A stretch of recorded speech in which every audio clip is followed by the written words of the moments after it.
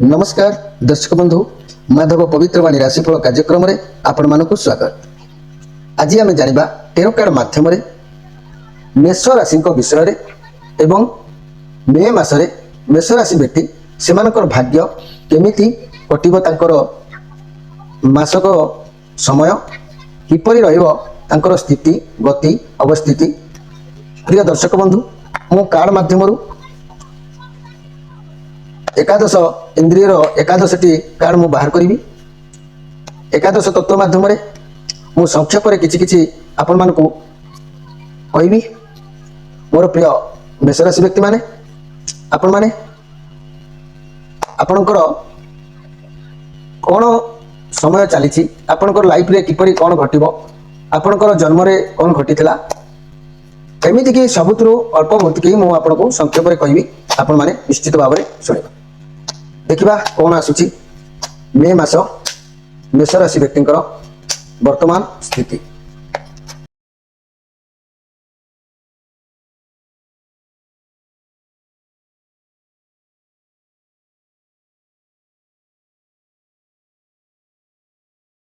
प्रिय मेष राशि व्यक्ति आमे कार माध्यम किसी कहवा आरंभ आमे प्रथमे राशि और तार भावर स्वरूप कौन आमे जानिबा दरकार अछि।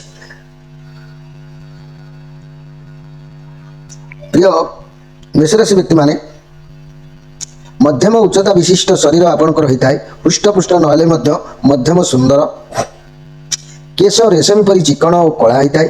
उच्च अभिलाषी होती माने सदा सर्वदा कार्यरत चंचल प्रकृति स्वाधीन चेता नेतृ अभिलाषी दुस्साहसिक एवं नूतन पथ प्रदर्शक एमाने होता। तेणु मोर प्रिय मेषराशि व्यक्ति माने आपणकर जो भावर स्वरूप आपण तो निजे सबकि जानती। आपणकर जन्म परे परे कौन एक विचित्र घटना घटवा निश्चित भाव में हम हो। कारण आपण मानकर राशि ये हूँ मूल कथा। कारण आपण राशि मेष और आपणकर मंगल ग्रह प्रभावित होइतिबार किंतु आपण सब समय अमंगल सूचना पाइले मध्य परिशेष निश्चय विजय लाभ करिपारंती एवं मंगल ग्रह रक्षा पाई थांती। एई मेष राशि व्यक्ति महिला विषय जदि आम कहवा मेष राशि जाति महिला माने सौंदर्य वंशर गारिमा नहीं कि सर्वदा गर्व अनुभव करते माने एमाने निज बाप घर कथा को लेकिन सदाबेला गर्व अनुभव करते। तीक्ष्ण बुद्धिजुक्ता तर्कप्रिय होती। चतुरता सह कार्य हासिल और समस्त कर्तृत्व विस्तार अभिलाष प्राय एमानकर थाए। एमाने सदाबेले चाहती आमे समस्त उपर निजर कर्तृत्व विस्तार करवा। अनेक भलमंद घटना भोग करी थांती एमाने संसार भितर स्वामी परे एमाने जाई थांती। मोर प्रिय मेषराशि व्यक्ति माने आपण माने जदि रोग कथा कहवा सर्वप्रथम मुखमंडल रे गोटे कौन क्षत चिन्ह मेषराशि व्यक्ति प्राय थाए। जन्म नहीं कि किए आसी था कि पिला बेल कौन पड़जा कि हाणी जा कि कौन कारणवश है कि मुखर मुंड भितर कौन जगार किसी गोटे चिन्ह एमानकर थाए। देवी देवता मानकर उपासना विशेष एमानकर रुचि भी थाए। आपण स्वयं एक भविष्य द्रष्टा ता छड़ा सुजोग देखी शुभ अशुभ फलमान घटवा जानीपारी सतर्क होता। कारण आपणकर राशि अधिपति जेहेतु मंगलंकर शुभ दृष्टि जो आपण साहसी दूरदर्शी तथा समर्थ पाइबे और मंगलांक शुभ दृष्टि हेतु आपण मरणात्म जोड़ा कहती मरणात्मन अवस्था निजक जीवित रखिपारे। मोर प्रिय मेषराशि व्यक्ति माने आपण माने निश्चित भाव में आपण माने जानिथिबे यदि रोग विषय ए व्यक्ति मानकर कहवा ताले रोग मध्य साधारण उदर रोग ज्वर रोग उच्च स्थान पतन किंबा अस्त्र शस्त्र आघात होता है। एमानकर विशेष करके माने पारिवारिक जीवन मध्य सुखमय होता है। किंतु एमानक शरीर में बेले बेले मस्तिष्क और नेत्र समीपवर्ती स्थान मानक नानादि रोग निश्चय देखा दे थाए। ता सहित चर्म रोग पथ ब्रहण काछु कुंडिया कोटा इत्यादि बहु समय मध्य पीड़ित होवार जना जाए। एमानकर प्रति मासर 1 तारिख 6 तारिख 11 तारिख और 21 तारिख एवं शुक्रवार दिनटी आपणों क्षतिकारक ତା ଛଡ଼ା ଆପଣଙ୍କର କର୍କଟ, ବିଛା, ମୀନ ଏହି 3 ରାଶି ବ୍ୟକ୍ତି ଓ କଳା ରଙ୍ଗର ମାନେ ବସ୍ତ୍ର ଆଦି ବା ପଦାର୍ଥ ଆପଣଙ୍କ ପାଇଁ ଅତ୍ୟନ୍ତ ଅଶୁଭ ଓ କ୍ଷତିକାରକ ମଧ୍ୟ ହୋଇଥାଏ। ମୋର ପ୍ରିୟ ମେଷରାଶି ବ୍ୟକ୍ତିମାନେ, ଆପଣମାନେ ଅଳ୍ପ ବହୁତ କି ଆପଣଙ୍କର ଏଇ ଯେଉଁ କଥା କୁହାଗଲା ଆପଣମାନେ ତାକୁ ଅନୁଧ୍ୟାନ କରିବେ। ଏଇ ମେଷରାଶିଙ୍କର କିଛି ଭଲ ଗୁଣ, କିଛି ଖରାପ ଗୁଣ ମଧ୍ୟ ଥାଏ। ଯଦି ଆମେ ମେଷରାଶିଙ୍କର ଭଲ ଗୁଣ ବିଷୟରେ କହିବା, ଯଦି ମେଷରାଶିଙ୍କର ଭଲ ଗୁଣ ବିଷୟରେ ମଧ୍ୟ କହିବା, ଏହି ରାଶିର ଅଧିପତି ଗ୍ରହ ହେଲେ ମଙ୍ଗଳ, ଉପାଦାନ ଅଗ୍ନି ଗୁଣତମ। ଏହାଙ୍କର ସକାରାତ୍ମକ ଗୁଣ ଅର୍ଥାତ୍ ଭଲ ଗୁଣ, ସତ୍ୟବାଦୀ, ସଦାବେଳେ ସତ୍ୟ କହିଥାନ୍ତି, ସତ୍ ପଥଗାମୀ, ଏମାନେ ସବୁବେଳେ ସତ୍ ପଥରେ ଥାନ୍ତି, ପରିଶ୍ରମୀ, କଷ୍ଟ ସହିଷ୍ଣୁ, ଦୁଃସାହସୀ, ନିର୍ଭୀକ, ଉଦ୍ୟମଶୀଳ, ଉଚ୍ଚକାଂକ୍ଷୀ, ସ୍ୱାଧୀନ ଚେତା, ଚରିତ୍ରବାନ ମଧ୍ୟ ଏମାନେ ହୋଇଥାନ୍ତି। ଚରିତ୍ର ଉପରେ ଏମାନଙ୍କୁ କିଛି କହିହେବ ନାହିଁ। ଏମାନଙ୍କର ଖରାପ ଗୁଣ କ'ଣ ଥାଏ, ନକାରାତ୍ମକ ଗୁଣ କ'ଣ ଥାଏ, ତାହା ବି ମଧ୍ୟ ଆପଣ ଜାଣନ୍ତୁ। ଆତ୍ମୀୟ କେନ୍ଦ୍ରିକ, ମାନେ ସ୍ୱାର୍ଥପର, ଅହଂକାରୀ, ଅଧୈର୍ଯ୍ୟ, ବୃଥା ଅଭିମାନ, ଯେଉଁ କଥାରେ କିଛି ନଥିବ ଅଭିମାନ କରିବା, ଅମାନୁଷିକତା ପରି ବ୍ୟବହାର କରିବା, ପ୍ରତିହିଂସା, ଈର୍ଷା, ଉତ୍ତେଜିତ, ରୁକ୍ଷ ସ୍ୱଭାବ ରହିଥାନ୍ତି। ଏହି ରାଶିଜାତ ବ୍ୟକ୍ତିମାନେ ଯଦି ନକାରାତ୍ମକ ଚିନ୍ତନକୁ ପରିହାର କରି ଯଦି ସକାରାତ୍ମକ ଚିନ୍ତନକୁ ଆପଣେଇ ନେବେ, ବିଶେଷ କରି ଜୀବନରେ ନିଶ୍ଚିତ ଭାବରେ ଲାଭ ପାଇବେ। ସରଳ ଉପାୟରେ ଗ୍ରହ ଦୋଷ, କର୍ମ ଦୋଷକୁ ଧୀରେ ଧୀରେ ବଦଳାଇବାକୁ ଏମାନେ ସକ୍ଷମ ହୋଇପାରିବେ, ଯଦି ଏମାନେ ଚାହିଁବେ। ଆଉ ଯଦି ଏମାନେ ସେଇ ନକାରାତ୍ମକ ଗୁଣ ଗୁଡ଼ିକୁ ନିଜ ଭିତରେ ରଖି ନିଜର ଭାଗ୍ୟକୁ ପରିବର୍ତ୍ତନ କରିବାକୁ ଯଦି ନ ଚାହାନ୍ତି, ନିଶ୍ଚିତ ଭାବରେ ତ ଏମାନେ ଅସୁବିଧାର ସମ୍ମୁଖୀନ ହେବେ।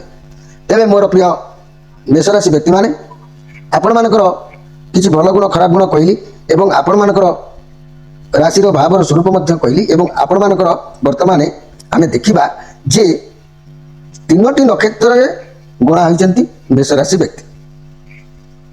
ଏଇ ଯେଉଁ 3ଟି ନକ୍ଷତ୍ରରେ ଗଣା ହୋଇଛନ୍ତି, ଅଶ୍ୱିନୀ ନକ୍ଷତ୍ରରେ ଗଣା ହୋଇଛନ୍ତି, ଅଶ୍ୱିନୀ ନକ୍ଷତ୍ରରେ ଥିବା ମେଷରାଶି ବ୍ୟକ୍ତି, ଯାହାକି ସ୍ତ୍ରୀ ପୁରୁଷ ନିର୍ବିଶେଷରେ ଯେକୌଣସି ବ୍ୟକ୍ତି ନିଜର 8 ବର୍ଷ କିମ୍ବା 9 ବର୍ଷ ବୟସରେ ଆକସ୍ମିକ ଭାବରେ ମୃତ୍ୟୁ ଓ ଭୟର ସମ୍ମୁଖୀନ ହୋଇଥାନ୍ତି। ଏ ପିଲାବେଳର କଥା। ଏ କଥା ଗୁଡ଼ାକ ଯଦି ଆପଣ ନ ଜାଣିଥିବେ, ଆପଣଙ୍କର ଗାର୍ଡ଼ିଆନ ମାନେ, ବାପା ମା, ଏମାନେ ମଧ୍ୟ ଜାଣିଥିବେ। ଯଦି କଥା ସତ୍ୟ, ଆଗକୁ ଯାହା କୁହାଯିବ ତାହା ନିଶ୍ଚିତ ଭାବରେ ସତ୍ୟ ବୋଲି ଆପଣ ଭାବିବା ଦରକାର ଅଛି। ସେହିପରି 14ରୁ 16 ବର୍ଷ ଭିତରେ ବାତ ରୋଗର ପୀଡ଼ା ଏମାନଙ୍କୁ ଆକ୍ରମଣ କରିଥାଏ, କିମ୍ବା 18ରୁ 19 ବର୍ଷ ଭିତରେ ଜଳରେ ନିମଜ୍ଜନ ଆଦିର ଭୟ ଗୋଟେ ଥାଏ, କୌଣସି ପାଣି ବା ପୋଖରୀ, ନଦୀ ଇତ୍ୟାଦି ମଧ୍ୟ। ଯଦି 28ରୁ 32 ବର୍ଷ କଥା କହିବା, ତାହେଲେ ଏହି ଦିନମାନଙ୍କରେ ଉଭୟଙ୍କର ଭୟଙ୍କର ଜର ରୋଗର ପୀଡ଼ିତ ହେବା, ବୟସ କାଳରେ ସୁଦୃଢ଼ ଦଣ୍ଡାଦି ଦ୍ୱାରା ମସ୍ତକରେ ପ୍ରବାହିତ ହେବା, କଷ୍ଟଦାୟକ ଆଘାତକୁ ପ୍ରାପ୍ତ ହେବା ଫଳରେ ଅଥବା ବଥ ଗ୍ରହଣ ଆଦିର ପୀଡ଼ିତ ମଧ୍ୟ ହେବା ଜଣାଯାଇଥାଏ। କିଏ ନା ଅଶ୍ୱିନୀ ନକ୍ଷତ୍ରରେ ଜନ୍ମ ହୋଇଥିବା ମେଷରାଶି ବ୍ୟକ୍ତି। ତେବେ ଦ୍ୱିଜା ନକ୍ଷତ୍ରରେ ଜନ୍ମ ହୋଇଥିବା ବ୍ୟକ୍ତିମାନେ କ'ଣ ନା, ନକ୍ଷତ୍ର ଜନ୍ମଗ୍ରହଣ କରିଥିବା ବ୍ୟକ୍ତିମାନେ 2 ବର୍ଷରୁ 3 ବର୍ଷ ଭିତରେ ପିଲାବେଳରେ ଦିନ ସମୟରେ ତରଳ ବିରେଚନା ତଥା ଶରୀରର ଜଳଶୂନ୍ୟତା ପ୍ରଭୃତିର ପୀଡ଼ାକୁ ଏମାନେ ଭୋଗ କରିଥାନ୍ତି। ସେହିପରି ନିଜ ବୟସର 4 ବର୍ଷରୁ 6 ବର୍ଷ ଭିତରେ କଫ ଦୋଷର ବୃଦ୍ଧି ହେତୁକ ଜ୍ୱରାଦି ରୋଗର ପୀଡ଼ିତ ହେବା, ମଧ୍ୟ ଉଦର ଶୂଳ ହେବା, ଅଗ୍ନିମାନ୍ଦ୍ୟର ପୀଡ଼ା ହେବା ଜଣାଯାଇଥାଏ। ଯଦି 7 ବର୍ଷରୁ 9 ବର୍ଷ କଥା ଦେଖିବା, ଦିନରେ ଅପସ୍ମରାଦି ରୋଗର କ୍ଲେଶ କିମ୍ବା ପ୍ରେତ, ଭୂତ, ଡାକିଣୀ ପ୍ରଭୃତି କର୍ତ୍ତୃଙ୍କ ଆବିଷ୍ଟ ହୋଇ ପୀଡ଼ିତ ହେବା ମଧ୍ୟ ଜଣାଯାଉଛି। 17ରୁ 20 ବର୍ଷ 19 ବର୍ଷ ଭିତରେ ଭୟଙ୍କର ଜ୍ୱର ପୀଡ଼ାରେ ପୀଡ଼ିତ ହେବା ଏବଂ ବାତ ଦୋଷାଦି ରୋଗ କିମ୍ବା ବସନ୍ତ ରୋଗ ହୋଇପାରେ, କିମ୍ବା ଅଗ୍ନିମାନ୍ଦ୍ୟର ପ୍ରଭୃତି ଉଦର ରୋଗ ଅଥବା ପୀଡ଼ା ରୋଗର ମଧ୍ୟ ବୃଦ୍ଧି ହେବାର ସମ୍ଭାବନା ଥାଏ। ଯକୃତର ଦୁର୍ବଳତା ହେତୁକ କାମଳାଦି ରୋଗ, ବାନ୍ତି କିମ୍ବା ମୁଣ୍ଡ ବୁଲେଇ ନେବା ଇତ୍ୟାଦି ରୋଗ ହୋଇଥାଏ। ଏହା 32 ବର୍ଷ ସମୟରେ ଶସ୍ତ୍ର ଦ୍ୱାରା ଆଘାତ ହେବା, ଶରୀରରେ ବହୁ ସ୍ଥାନରେ ଆଘାତ ପ୍ରାପ୍ତ ହେବା, ଏହା ମଧ୍ୟ ଯୋଗ ଥାଏ। 39ରୁ 42 ବର୍ଷ ଭିତରେ ସର୍ପଦଂଶନ ଜନିତ ପ୍ରାଣାନ୍ତକ କଷ୍ଟ ଏବଂ କ୍ଲେଶର ଭୋଗ ହେବା ସହିତ ନିଜର ଏହି ବୟସରେ କଷ୍ଟଦାୟକ ନେତ୍ର ରୋଗ, ଆଖିର ଫୁଲା ସୃଷ୍ଟି କିମ୍ବା ପରଳ ମାଡ଼ିଯିବା ପ୍ରଭୃତି ରୋଗ ଭୋଗ କରିବାକୁ ପଡ଼ିଥାଏ। କିଏ ନା ଦ୍ୱିଜା ନକ୍ଷତ୍ରରେ ଜନ୍ମ ହୋଇଥିବା ମେଷରାଶି ବ୍ୟକ୍ତିମାନେ। ଯେଉଁ ମେଷରାଶିମାନେ କୃତ୍ତିକା ନକ୍ଷତ୍ରରେ ଜନ୍ମଗ୍ରହଣ କରିଛନ୍ତି, ସେମାନେ 1 ବର୍ଷରୁ 2 ବର୍ଷ ଭିତରେ ବୟସ ସମୟରେ ଅକଳ୍ପିତ ବିଭିନ୍ନ ପ୍ରକାର ରୋଗ କ୍ଲେଶ ତାକୁ ପାଇଥାନ୍ତି। 4 ବର୍ଷରୁ 6 ବର୍ଷ କିମ୍ବା 8 ବର୍ଷ ଭିତରେ ବାଲ୍ୟରିଷ୍ଟର ଯୋଗ ଏମାନଙ୍କ ସହିତ ହୋଇଥାଏ।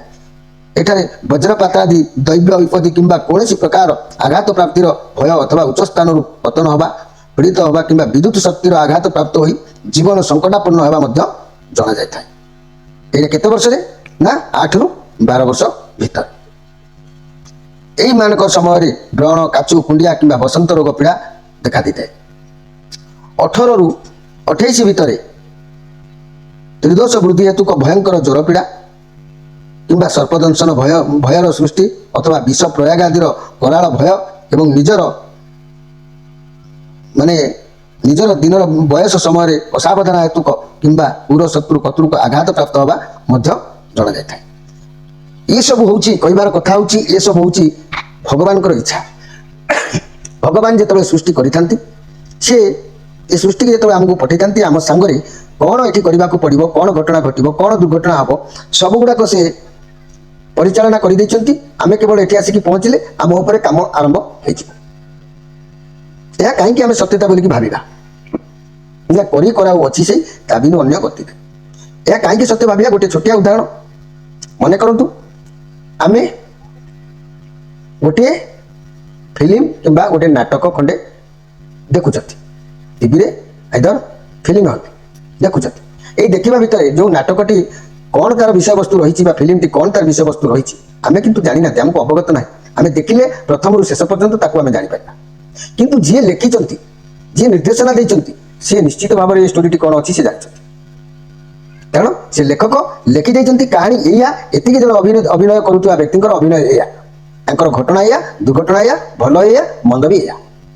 ସେହିପରି ଭଗବାନ ଯେତେବେଳେ ଆମକୁ ଏ ଧରାପୃଷ୍ଠକୁ ଆଣିଛନ୍ତି ସେତେବେଳେ ସେ ନିର୍ଦ୍ଧାରିତ କରିଛନ୍ତି ଆମର କ'ଣ ଦଣ୍ଡ, କ'ଣ ଆମର ସ୍ଥିତି ରହିବ, କ'ଣ ଅବସ୍ଥିତି ରହିବ, କ'ଣ ଗତି ରହିବ, କ'ଣ ନୀତି ରହିବ, ସବୁକିଛି ସେ ନିର୍ଦ୍ଧାରିତ କରିଛନ୍ତି।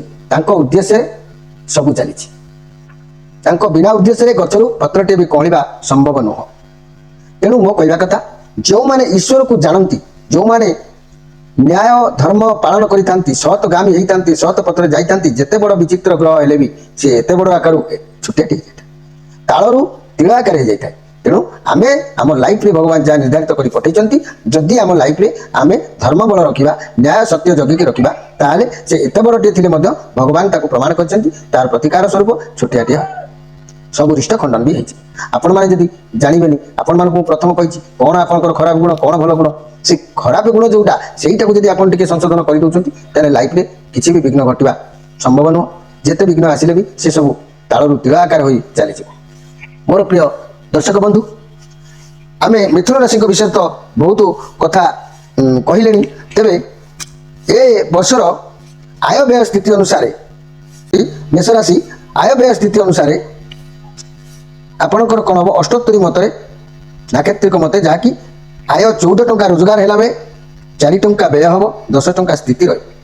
ଏ ବର୍ଷରେ ଆପଣଙ୍କର 6 ମାସ ପର୍ଯ୍ୟନ୍ତ ଏମିତି ଚାଲିବ। ବର୍ଷର କିଛି ଅଧା ସରିଗଲା ପରେ ପୁଣି ବିଂଶୋତ୍ତରୀ ମତରେ କ'ଣ ହେବ? ନା 11 ଟଙ୍କା ରୋଜଗାର କଲାବେଳେ 3 ଟଙ୍କା ବ୍ୟୟ କରିବେ ଏବଂ 8 ଟଙ୍କା ଆପଣ ଡିପୋଜିଟ୍ ରଖନ୍ତୁ ବା ଋଣ ପରିଶୋଧ କରନ୍ତୁ ବା କୌଣସି କାର୍ଯ୍ୟରେ ଲଗାନ୍ତୁ। ଇଏ ହେଉଛି ଆପଣଙ୍କର ଏ ବର୍ଷର ଆୟ ବ୍ୟୟ ବିଚାର ଅନୁସାରେ ଫଳ। ଆପଣ ଯଦି ଆମେ ଦେଖିବା এই আয় ব্যয় বিচার ভিতরে যে মেষ রাশি ব্যক্তিମାନେ মনে রাখନ୍ତୁ, ଆପଣଙ୍କର ବୈଶାଖ ମାସ 20 ଦିନ ମେ 2 ତାରିଖ ଗୁରୁବାର ସୂର୍ଯ୍ୟ ଅଦ୍ୟବଧି ଯାହାକି 9 ଦଣ୍ଡ 35 ଲିତା ନା 53 ଲିତା ଦିବା 9ଟା 15 ମିନିଟ୍ ସମୟ ବୃହସ୍ପତି କୃତିକା ନକ୍ଷତ୍ର ବୃଷ ରାଶି 3-2 ରାଶିକୁ ସଞ୍ଚାର ହେବେ। এই ବୃହସ୍ପତି ସଞ୍ଚାର ଗଣନା ପ୍ରମାଣେ ଯେ ଆମର ମେଷ ରାଶି ବ୍ୟକ୍ତିଙ୍କର ସ୍ଥିତି କେଉଁ ସ୍ଥାନରେ ଅବଗତ ହେବେ ନା ମେଷ ରାଶିଙ୍କର ବୃହସ୍ପତି ଦକ୍ଷିଣ କରେ ଗମନ କରିଥିବେ। ସୌଖ୍ୟଂ, ଯେଉଁ ଦକ୍ଷିଣ କରରେ ଫଳ ନିଶ୍ଚିତ ଭାବରେ ସୌଖ୍ୟଂ। ତେଣୁ ବୃହସ୍ପତି ଚଳନ ସମୟରେ ଯେହେତୁ ଚନ୍ଦ୍ର ଶୁଭାଶୁଭ ହେତୁ ଯାଦୃଶ ନିତ୍ୟ ବାକ୍ୟ ଅନୁସାରେ ମେଷ ରାଶିଙ୍କର ଶୁଭ ଫଳ ପ୍ରଦାନ କରିବେ। ଏଥିରେ ସନ୍ଦେହ କରିବାର କିଛି ନାହିଁ। ବୃହସ୍ପତି ଶୁଭଦାୟକ ନିଶ୍ଚିତ ଭାବରେ କରିବେ। ମୋର ପ୍ରିୟ ମେଷ ରାଶି ବ୍ୟକ୍ତିମାନେ, ଆପଣମାନେ ଆପଣଙ୍କର ସବୁ ସ୍ଥିତି ପରିସ୍ଥିତି विषय तो जानिले एबे आमे कार्ड माध्यम रे किछि जानिबा एई कार्ड रो कोन आसीछि रिजल्ट आमे देखिबा वर्तमान स्थिति कोन अछि अवस्थिति कोन अछि देखिबा वर्तमान प्रथम कार्ड जेतु किंग ऑफ वांड्स आपण समय अनुसार निजको परिवर्तन करबा पई चाहुछथि आपण को भल भाबे जना केतबेले कोन करिवे नै लोकमान ठारू कार्य हासिल करबा आपण को भल भाबरे मध्य भावना को आसी पारे आपण बहुत एनर्जेटिक मध्य रहिबे अछंती मौज मजलिस मध्य करूछंती कारण मौजरे पूरा माहिर भी आपण अटंती आपण प्राय कुआड को बुला बुली जिबा को प्राय बाहरी पारछंती माने बाहरिया को चेष्टा करूछंती मीडिया फील्ड रे जदि किछि काम करथांती निश्चित भाबरे आपणकर भल हबो तेबे मेष राशि वर्तमान स्थिति जीवन बहुत दुख कष्ट क्षति हो जाइछि आपणक मन बहुत समय दुख भी रोछि किंतु एते कष्ट दुख भितर भी किछि अछि आपणक जीवन रे दुख कष्ट को दूरेबा को चेष्टा करूछंती किंतु आपण से सब को देखुना आपण चाहुछंती आउ जीवन रे किछि भी नाही भांगी पड़िले थकापण लागिला सब सरी जाइछि एमिति मन भावना वर्तमान चलीछि भगवान जहाँ करती प्राणीर मंगल पाए मोर प्रिय मेष राशि व्यक्ति आपण भांगी पड़तु ना भगवान जहाँ करती प्राणीर मंगल पाए आपण से कष्ट बाहरतु किसी भल भी अच्छी जीवन में ये नेगेटिव कार्ड अच्छी बोली आपन को एमती लगुच कष्ट सहिले कृष्ण मिलती साहस रखु धैर्य रखु धीरे धीरे सब भल हो देखिए वर्तमान आपणकर स्थिति एते सुविधा नहीं आपण साहस सहित समय को आपन को बीतेबा को पड़ो मोर प्रिय मेष राशि व्यक्ति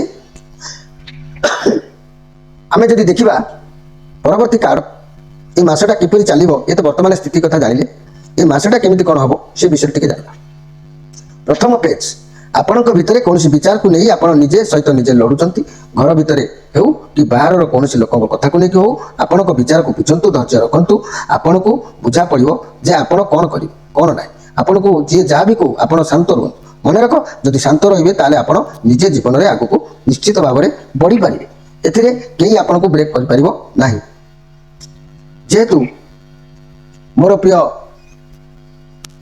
मेष राशि व्यक्ति आपण को पई ये कार्ड वर्तमान एई परिस्थिति आपण फेलुअर कौन से काम हेबे आपण को भितरे सत्यतार किछि अभाव रहि जाउछि बंधु मान सह हो कि कौन कार्य को नहीं हो जोगाजोगर प्राय अभाव देखा जाउछि ये नेगेटिव कार्ड जेतु लव रिलेशनशिप रे आपण को भितरे जुक्ति तर्क मध्य होई पारे कौन कथा को नहीं का ठकिबा जोगु एमिति आपण सह होई पारे आपण द्वारा कौन भूल कार्य मध्य निश्चित हो सावधान रहिबे जीवन साथी अलगा हो जाई पारे किंबा आपण सह कौन भूल हो पारे आपण परिवार लोक ठु हो किंबा कौन भल लोक ठारू साहाय्य नेबा उचित अछि जदि सिंगल अच्छा क्या सह अफेयर अच्छा तेरे दूरे जातु आपन को से अंधार रखी किसी कार्य करूँ आपण समय वर्तमान साथ दौना कौन जगह पैसा पत्र इन्वेस्ट करूँ ना लस होबार संभावना रोचे स्वास्थ्य क्षेत्र में मेंटल प्रेसर रे थकापण लगे परिस्थिति खराब अच्छी किंतु निशा द्रव्य ठारू निहाती दूरे रहा आवश्यक अच्छी ना स्वास्थ्य बहुत खराब होबार संभावना जना जाउछि परवर्ती कार्ड से सोर्स 10 ऑफ सोर्स समस्ते आपण शत्रु वर्तमान अच्छा सबु परिस्थिति आपण विपक्ष रहिबो आपण धोखा खाई पारंती ए कार्ड विषय कहूँ आपण पिठी पछरे किए छुरी घुसिला परी किछि कार्य करि पारंती जिनिस को सबुदिन पई शेष हो जिबार आपण अनुभव करि पारंती किबा थका बा नर्वस हैला बली अनुभव करि पारंती लव रिलेशन ब्रेकअप नहीं पारे लव पार्टनर अलग हबार संभावना ये कार्ड मध्य कहूँ मनी एवं कैरियर क्षेत्र में चाकरी चली जिबार संभावना रोची ए मास निज लोक अर्थ आपण बंधु माने ही आपण पछपटर खराब चुगलामी करूछथि सबू आपण वर्तमान भगवान को ऊपर छाड़ी दिंतु मनीष जितेबाला आकार शून्य हो जाए से दुई हाथ टेकी भगवान को निकट में निजक समर्पण कर दियंती आउ से समर्पण केवल आपण को गज उद्धार कला परी निश्चित भाव में स्वयं भगवान निश्चित रक्षा करेंगे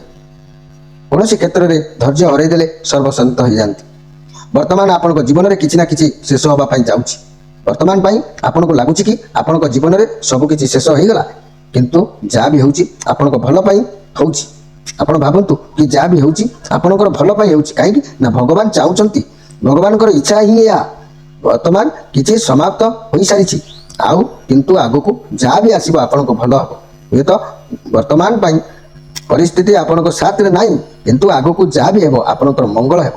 ବର୍ତ୍ତମାନ ଆପଣଙ୍କର ଏଭଳି ପରିସ୍ଥିତି ଯେ ଆପଣଙ୍କ ମେରୁଦଣ୍ଡ ଭାଙ୍ଗିଗଲା ପରି ଆପଣଙ୍କୁ ଲାଗିବ। କୌଣସି ସାମାନ୍ୟ ବା ସାମର୍ଥ୍ୟ ନାହିଁ କିଛି କଲା ପରି ବହୁତ ବଡ଼ ଶକ୍ତ ଧକ୍କା ଲାଗିପାରେ। ଯଦି ଆପଣ ମନି କିମ୍ବା କ୍ୟାରିୟର କଥା କହିବା, ତେବେ ଆପଣଙ୍କୁ ବର୍ତ୍ତମାନ ଆପଣଙ୍କ କର୍ମକ୍ଷେତ୍ରରେ ମନ ବିଲକୁଲ ବି ଲାଗିବ ନାହିଁ। ଆପଣଙ୍କ ମନ ଟୋଟାଲ ଠିକ୍ ବି ରହିବ ନାହିଁ। ମୋର ପ୍ରିୟ ମେଷରାଶି ବ୍ୟକ୍ତି, ବର୍ତ୍ତମାନ ଆପଣ ଯାହା ଉପରେ ନାହିଁ ତା ଉପରେ ଭରସା କରନ୍ତୁ ନାହିଁ। ଏ ସମୟରେ ଆପଣଙ୍କର ବ୍ୟବସାୟ ବହୁତ ଲସ୍ରେ ଚାଲୁଛି। ଆପଣ ଚାହୁଁଛନ୍ତି କିମ୍ବା ଆପଣଙ୍କର ମନକୁ ଆସୁଛି କି ବ୍ୟବସାୟ ବନ୍ଦ କରିଦେବେ, କିନ୍ତୁ ଆପଣଙ୍କର ମନ ପରିବର୍ତ୍ତନ କରନ୍ତୁ। ଭଲ ଭାବନ୍ତୁ କେମିତି ବା କ'ଣ କଲେ ବ୍ୟବସାୟ ଟିକେ ଭଲ ଚାଲିବ। ସ୍ୱାସ୍ଥ୍ୟ ବିଷୟରେ କହିଲେ ଆପଣଙ୍କର ସ୍ୱାସ୍ଥ୍ୟ ବର୍ତ୍ତମାନ ଖରାପ ରହିବ। ସ୍ୱାସ୍ଥ୍ୟ ଉପରେ ଧ୍ୟାନ ଦିଅନ୍ତୁ। ବର୍ତ୍ତମାନ ପାଇଁ ଆପଣ କିଛି ପୁରୁଣା କଥାକୁ ମଧ୍ୟ ଧରି ବସିଛନ୍ତି। ଯେବେ ଯାଏ ପୁରୁଣା କଥାକୁ ନ ଭୁଲିଛନ୍ତି ସେ ପର୍ଯ୍ୟନ୍ତ ନୂଆ କିଛି ହେବ ନାହିଁ, କିଛି ବି ଲାଭ ବି ମଧ୍ୟ ହେବ ନାହିଁ। ମୋର ପ୍ରିୟ ମେଷରାଶି ବ୍ୟକ୍ତି, ये कार्ड ये वांस कार्ड ये हूँ सोर्स कार्ड ये भी सोर्स कार्ड ये भी कप कार्ड ये सब कार्ड गुड़ाक आपण सपक्ष ना। बर्तमान आउ गोटे डेंजर कार्ड अच्छी डेविल कार्ड, ये पूरा नेगेटिव कार्ड। ये कार्ड को टेरो डेक सबुठ नेगेटिव कार्ड कहते। आप सावधान रे ए मसरे आपण पाखे कौन खराब शक्ति कि खराब लोक अच्छा जे कि आपण कार्य को आपण जिनिस को से खराब कर भावुंट एम साथ छाड़ीदे दूरे जी किंतु आपण कबल बाहरी पारे ना। हूँ तो आपण भितर किसी खराब शक्ति कार्य हो पारे नचेत बाहर कौन खराब व्यक्ति आपण माने व्यक्ति हो पारती कि पुरुषंग हो पारे। यथाशीघ्र अभ्यास को परिवर्तन करूँ, मंगल हेब। आपण वर्तमान किसी नूतन कार्य कि नूतन शुभारंभ करूँ। आपण निश्चित भाव में समय जेहेतु ठीक ना, किंतु जहाँ भी करुँच आपण वर्तमान किसी नूतन कार्य कि नूतन शुभारंभ करूँ ना, कहीं आपण समय साथ दब ना। ये समय आपण ठीक नुह। ये नेगेटिव कार्ड अच्छी, ये कार्ड टेरो डेक सबुठ नेगेटिव कार्ड। एटारे डेविल माने शैतान, डेविल मान शैतान अर्थात दिमाग खराब चित्र। ये मानसिक टेंशन चिंता लगी रही समस्त को निज आयत रखा चाहते। एपरी मनर भावना त्याग कर दिखाँ जो घाटी होती बाहरी आसतु। आपन को निश्चित भाव में रिलैक्स लगे, आप बहुत पावरलेस अनुभव करेंगे। आपंकर कंट्रोल किसी भी रही। जदि आपण कंट्रोल कौन जिन रोनी से बाहरी जातु। कई आपन को खराब करपारती, क्रिटिसाइज करपारती, लोक आपन को ठकी पारती। कौन जिनिस को माने दरकार अधिक व्यवहार करूँ ना। मनी एवं कैरियर विषय चाकरी क्षेत्र में आप जमा भी खुशी ना। आपन को लगे कि आप फसी जाइए। काम व्यवसाय हो खराब भावना मन को आसीपे। समस्त साथी मिसवा भल नु। भावी चिंती कारबार करूँ, निज कथा सेयार करूँ, पैसा को भावी चिंती खर्च करूँ। स्वास्थ्य कथा जदि कहवा चिंताग्रस्त रे निशा द्रव्य ठार निश्चित भाव में दूरे रुहतु। खराब भावना मन को आसूची जहाद्वारा कार्य बाधाप्राप्त हो। प्राणायाम करूँ, निज विषय खराब भावतु ना कि खराब कहतु ना। मोर प्रिय मेषराशि व्यक्ति मैंने आपड़ लव कथा जी मुझे कहि दुई जन भितर कई जन संपर्क रहा हूँ तो चाहूना। रिलेसन धोखा मिल पारे, चिटिंग आप सहित हो पारे। पार्टनर दुई जन भितर जन को लगे पारे कि से फसी जामती किसी मन भितर गोटे भावना हूँ तो आसीपे। तेणु ये कार्ड सपोर्ट दौने आपंकर ये प्रत्येक कार्ड मुझे बर्तमान माने 6टी कार्ड उपर नजर कर सारी। 6टी कार्ड आपको सपोर्ट दौना। एवं आम देखा king of pentacles. King of pentacles card कौन कहते? ये बुधक कार्ड अच्छी। आपन को ये कार्ड कहवा कथा आपन को एक निर्धारित कार्य को बुद्धि विवेक द्वारा सर्वदा कार्य करते तार लाभ परिश्रम मूल्य हो पचे किसी फल प्राप्ति जोग रोचे। स्वास्थ्य जदि देखा ये कार्ड कहूँ स्वास्थ्य उत्तम समस्या आसिले सब दूरे जीव। बहुत सुंदर कथा। ये पेंटाक्लस कार्ड किंग ऑफ पेंटाक्लस ये आपन को साहाଯ୍य हाथ बढ़ाऊँ। कार्ड ये बुधंकर कार्ड। आप सर्वदा शांत रहा भल पाती। आप बुद्धि विवेक सर्वदा कार्य करती। आपन को पदवी सम्मान मिल, लव रिलेसन बहुत भल आसो, सफलता मिल। आपण हाथ को किसी कौटू गोटे अर्थ आसबार आसबार जोग कहूँ। व्यवसाय कथा देखा गले ये मास आप बहुत भल व्यवसाय करेंगे। छात्र छात्री मैंने बैंकिंग फाइनेंस द्वारा उपकृत हे। तेरे मोर प्रिय मेषराशि व्यक्ति आपण 6 ऑफ पेंटाक्लस। 6 ऑफ पेंटाक्लस कार्ड कौन कहूँ ना आपण पाखरे अर्थ जदि अच्छी तेबे जहाँ को अर्थर नितांत आवश्यक अच्छी साहाय्य करें। तेबे साहाय्य करने द्वारा आपन को आशीर्वाद निश्चित मिल। जो मान पाखे बहुत अर्थ अच्छी से आज कौन संस्था को दान ध्यान करपारती। जेहेतु ये पॉजिटिव कार्ड अच्छी आपण आज दिन बहुत भल रहिबो। ଭଲ କାମ କରନ୍ତୁ, ଆଶୀର୍ବାଦ ଆପଣଙ୍କୁ ନିଶ୍ଚିତ ଭାବରେ ପ୍ରାପ୍ତି ହେବ। ମୋର ପ୍ରିୟ ମେଷରାଶି ବ୍ୟକ୍ତି, ପରବର୍ତ୍ତୀ କାର୍ଡକୁ ଦେଖିବା ଦ ଏମ୍ପରର। ଏ ରାହୁଙ୍କର କାର୍ଡ। ଆପଣ କିଛି ପରିଶ୍ରମ କରୁଛନ୍ତି, ପରିଶ୍ରମ କରିବା ଦ୍ୱାରା ଈଶ୍ୱର ଆପଣଙ୍କର ଇଚ୍ଛା ପୂରଣ କରିବେ। ଆପଣ ପରିଶ୍ରମ କରନ୍ତୁ ମଧ୍ୟ, କାରଣ ଆପଣଙ୍କ ପାଖରେ ଏତେ କ୍ଷମତା ଅଛି ଯେ ଆପଣ ଅନ୍ୟମାନଙ୍କ ଦ୍ୱାରା କାମ କରାଇ ପାରିବେ। ଆପଣଙ୍କ ପାଖରେ ସବୁ କିଛି ସମ୍ଭାଳିବାର କ୍ଷମତା ଅଛି ମଧ୍ୟ। ମୁଁ ବହୁତ ଏତେ କ୍ଷମତା ଅଛି ଯେ ଆପଣ ତୁଲେଇ ପାରିବେ। କର୍ମ କରିଚାଲନ୍ତୁ, ବିନା କର୍ମରେ କୌଣସି ଫଳ ମିଳିବା ସମ୍ଭବ ନୁହଁ। ଘର ପରିବାର ଦାମ୍ପତ୍ୟ ଜୀବନ ନିଶ୍ଚିତ ଭାବରେ ଏ କାର୍ଡ କହୁଛି ଭଲ ରହିବ। ଲଭ୍ ରିଲେସନ୍ ଧୈର୍ଯ୍ୟ ରଖି ଚେଷ୍ଟା କରନ୍ତୁ। ବ୍ୟବସାୟୀମାନେ ପରିଶ୍ରମ ଅନୁସାରେ ଫଳ ନିଶ୍ଚିତ ପାଇବେ। ଛାତ୍ରଛାତ୍ରୀମାନେ ଅଳସୁଆମୀ ହେବେ ପ୍ରାୟ। ମୋର ପ୍ରିୟ ମେଷରାଶି ବ୍ୟକ୍ତି, ଆପଣଙ୍କ ପାଇଁ ଆଉ ଗୋଟିଏ କାର୍ଡ ରହିଲା ଦ ହ୍ୟାଙ୍ଗମ୍ୟାନ୍। ଆପଣ ବହୁତ କଷ୍ଟ ପରିଶ୍ରମ କରୁଛନ୍ତି, ଆପଣଙ୍କୁ କିଛି ସଫଳତା ମିଳିବ। ଅପେକ୍ଷା କରିବା ଦୀର୍ଘ ଦିନ ସମସ୍ୟା ଦୂରୀଭୂତ ହେବ। ବଡ଼ ଧରଣର ଆଶା ଥିଲେ ତାହା ଧୀରେ ଧୀରେ ହେବ, କିନ୍ତୁ ହେବ। ପରିଶ୍ରମ ଜାରି ରଖନ୍ତୁ, ଭଲ ଦିନ ଆଗକୁ ଆସୁଛି। ବୃହସ୍ପତି ଭଗବାନଙ୍କ ଦୟା ଆପଣଙ୍କ ଉପରେ ନିଶ୍ଚିତ ରହିବ। ସମସ୍ତଙ୍କ ସଫଳତା ଆପଣଙ୍କୁ ମିଳିବ, କିନ୍ତୁ ଉଚିତ ପରିଶ୍ରମର ମୂଲ୍ୟ ଭଲ ସେଲିବ୍ରେସନ୍ ମିଳିବ। ଆପଣ ଗୁରୁବାର ଦିନ ବୃହସ୍ପତି ଭଗବାନଙ୍କର ପୂଜା କରନ୍ତୁ, ଦର୍ଶନ କରନ୍ତୁ ଓ ଓମ୍ ବୃହସ୍ପତି ହନମ ଜପ କରନ୍ତୁ। ସଫଳତା ନିଶ୍ଚୟ ପ୍ରାପ୍ତି ହେବ।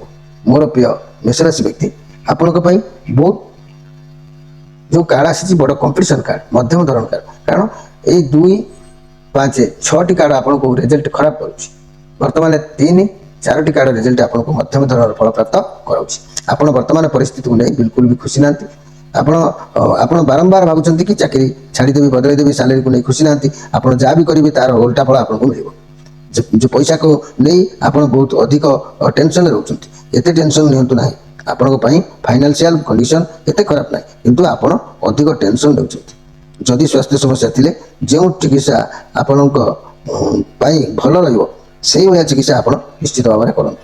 ମୋର ପ୍ରିୟ ମେଷରାଶି ବ୍ୟକ୍ତି, ଆପଣଙ୍କ ପାଇଁ ଯେହେତୁ ଇଏ ମଧ୍ୟମ ଧରଣର କାର୍ଡ ଆସିଛି, ଆମେ ପରିଶେଷରେ ମେଷରାଶି, ମୁଁ ଆପଣମାନଙ୍କୁ ଗୋଟିଏ ସୁନ୍ଦର କଥା କହିବି ଯେ କି ଏ ଯେତେ ଗୁଡ଼ିଏ କଥା ମୁଁ କହିଲି ଏହାର ମୁଖ୍ୟ ଅଂଶ କ'ଣ? ଏ ମାସରେ ଆପଣଙ୍କର ଯାହା ବି ହେଉ ଆପଣଙ୍କର ଏ ମାସର ଫଳ ଶୁଭ ନୁହେଁ। କର୍ମକ୍ଷେତ୍ରରେ ଝମେଲା ବଢ଼ିବ, ମାତ୍ର ସମ୍ମାନର ସହ କୃତକାର୍ଯ୍ୟ ହୋଇପାରେ। ଆୟ ଭଲ ହେବ, ରୋଜଗାର ଭଲ ହେବ, ମାତ୍ର ବ୍ୟୟ ବଢ଼ି ଚାଲିବ, ଖର୍ଚ୍ଚ ଅଧିକ ଚାଲିବ। ପାରିବାରିକ ଜୀବନରେ ଅନାଦର ପାଇବେ। ଚାକିରିରେ ସ୍ଥାନାନ୍ତର ଯୋଗ, ବ୍ୟବସାୟରେ ଲାଭବାନ ଯୋଗ, କିନ୍ତୁ ଅଧିକ ଖଟଣି ହେବା ହେତୁ ଆପଣମାନଙ୍କୁ ଏତିକି ବେଶୀ କିଛି କହିବାକୁ ମୁଁ ଚାହୁଁନାହିଁ। ଆପଣମାନଙ୍କର ସ୍ଥିତି ଅବସ୍ଥିତି ଏ ମାସରେ ମଧ୍ୟମ ଧରଣର ରହିବ, କିନ୍ତୁ ଅଧିକ ଖଟଣି ହେବ। ଛାତ୍ରଛାତ୍ରୀମାନଙ୍କର ପଢ଼ାପଢ଼ିରେ ଅବହେଳା ମଧ୍ୟ ଦେଖା ଦେଇପାରେ। ମୋର ପ୍ରିୟ ମେଷରାଶି ବ୍ୟକ୍ତି, ଆଜି ଆପଣମାନଙ୍କୁ ସବୁ କଥା କହିସାରିଲା ପରେ କାର୍ଡର ମୁଖ୍ୟ ଅଂଶ ଯାହା ଦେଖିଲି, ମେଷରାଶି ବ୍ୟକ୍ତି ଆପଣଙ୍କ ପାଇଁ ଠିକ୍ ସମୟ ନାହିଁ। ଏ ମାସଟି ଆପଣଙ୍କୁ ଯାହା ବେଲେ ସୁରକ୍ଷା ପ୍ରଦାନ କରିବା ପାଇଁ ଆପଣ ଟିକେ ଜଗି ରଖି ଚାଲନ୍ତୁ। ପ୍ରତି କାର୍ଡର ପରିଶେଷରେ ମୁଁ ଏକାଦଶ କାର୍ଡ ଭାବରେ ଗୋଟେ ଏକ୍ସଟ୍ରା କାର୍ଡ ବାହାର କରେ। এই ଏକ୍ସଟ୍ରା କାର୍ଡ କ'ଣ ଆସିଛି ଟିକେ ଦେଖିବା। 6 ଅଫ୍ ସୋର୍ସ, ସେଇ ଗୋଟିଏ କଥା, ଯେତେ ଯାହା କଲେ ମଧ୍ୟ ସେଇ ଗୋଟିଏ କଥା। ବର୍ତ୍ତମାନ ଆପଣ ବହୁତ ବିଷମ ପରିସ୍ଥିତି ଦେଇ ଗତି କରୁଛନ୍ତି। ଯାହା ବି ପରିସ୍ଥିତି ଆସୁ ଆପଣ ତାକୁ ଛାଡ଼ନ୍ତୁ ନାହିଁ, ସରଳ ଉପାୟକୁ ଆପଣାଇ ଆଗକୁ ବଢ଼ନ୍ତୁ। କୁଆଡ଼େ ଗୋଟେ ଛୋଟ ଜାଗାକୁ ଯାଇପାରନ୍ତି। ଲଭ୍ ରିଲେସନସିପ୍ ଭଲ ରହିବ, କାରଣ ଯାହା ବି କଠିନ ପରିସ୍ଥିତି ଥିଲା ଆପଣ ତାକୁ ପାର ହୋଇସାରିଲେଣି। ଯଦି ସିଙ୍ଗଲ ଅଛନ୍ତି, ପୁରୁଣା ଖରାପ ସମ୍ପର୍କରୁ ବାହାରି ଆସିଛନ୍ତି ଏବଂ ଅର୍ଥକୁ ଆଗକୁ ବଢ଼ୁଛନ୍ତି। କ୍ୟାରିୟର ଏବଂ ଅର୍ଥ କ୍ଷେତ୍ରରେ ଆପଣଙ୍କ କର୍ମକ୍ଷେତ୍ରରେ ଯାହା ବି ଖରାପ ପରିସ୍ଥିତି ଥିଲା ତାହା ବର୍ତ୍ତମାନ ଠିକ୍ ହେଇ ଆସୁଛି। ବ୍ୟବସାୟରେ ଆପଣ ବାହାରକୁ ଯାଇପାରନ୍ତି। ଫାଇନାନ୍ସିଆଲ ପ୍ରୋବ୍ଲେମ୍ ଯଦି ଥିଲା ତାହା ଠିକ୍ ହେଇଯିବ। ଯଦି ଫାଇନାନ୍ସିଆଲ ଅସୁବିଧା ନାହିଁ, ତେବେ ବର୍ତ୍ତମାନ ପରିସ୍ଥିତି କହୁଛି ଆପଣ ଭାବିଚିନ୍ତି ଖର୍ଚ୍ଚ କରନ୍ତୁ। ସ୍ୱାସ୍ଥ୍ୟ କ୍ଷେତ୍ରରେ ଠିକ୍ଠାକ୍ ରହିବ। ଯଦି କୌଣସି ସମସ୍ୟା ବା ସ୍ୱାସ୍ଥ୍ୟ ସମସ୍ୟା ଥିଲା ତାହା ଠିକ୍ ହେଇଯିବ। କୁଆଡ଼େ କୁଆଡ଼େ ଛୁଟି ମନେଇବାକୁ କିମ୍ବା ବୁଲାବୁଲି କରନ୍ତୁ, ମନ ଫ୍ରି ରହିବ, ସ୍ୱାସ୍ଥ୍ୟ ଆରୋଗ୍ୟ ରହିବ ଏବଂ ଆପଣଙ୍କର ଇଚ୍ଛା ନିଶ୍ଚିତ ଭାବରେ ପୂରଣ ହେବ। ତେଣୁ ମୋର ପ୍ରିୟ ମେଷରାଶି ବ୍ୟକ୍ତି, ଆପଣଙ୍କ ପାଇଁ ଆଦୌ ମେ ମାସ ଭଲ ନାହିଁ। ତେଣୁ ମଧ୍ୟମ ଫଳ, ଆପଣଙ୍କୁ ଟିକେ ଦ୍ୱନ୍ଦ୍ୱ, ଟେନସନ୍, ଚିନ୍ତା ସବୁକିଛି ଲାଗି ରହିବ। କେୟାରଫୁଲ୍ ରୁହନ୍ତୁ। ମେ ମାସଟା ଗଲେ ଜୁନ୍ ମାସରେ କ'ଣ ରାଶିଫଳ ଆସିବ ତାକୁ ମଧ୍ୟ ଆମେ ଦେଖିବା। ପ୍ରତିଦିନ ରାଶିଫଳ ଆପଣ ଦେଖୁଥାନ୍ତୁ। ଏହି ପ୍ରତିଦିନ ରାଶିଫଳରେ ମୁଁ ଆମର ଯେଉଁ ନାଁ ଲେଖିବା ଏସବୁ ସିଷ୍ଟମ୍ ଟିକେ ପ୍ରିୟ ମେଷରାଶି ବ୍ୟକ୍ତି, ଆପଣମାନେ ଯାହା ସବୁ କଥା କହିଗଲି ତାର ଯଦି କିଛି ପ୍ରତିକାର ସର୍ଟ ଉପରେ କହିବି ତାକୁ ଯଦି ଆପଣ କରୁଛନ୍ତି ଆପଣଙ୍କର ନିଶ୍ଚିତ ଭାବରେ ଖାଲି ଏଇ ମାସ ନୁହଁ, ଏମିତି ଅନେକ ଦିନ ପର୍ଯ୍ୟନ୍ତ ଯେମିତି ଗୋଟେ ରୋଗ ଔଷଧ ଖାଇଲେ ଆରୋଗ୍ୟ ହୋଇଯାଇଥାଏ ସେମିତି ଅନେକ ଦିନ ପର୍ଯ୍ୟନ୍ତ ଗ୍ରହରିଷ୍ଟ ଆପଣଙ୍କର ଦୂରୀଭୂତ ହେଇଯିବ। ମନେ ରଖନ୍ତୁ, ଆପଣ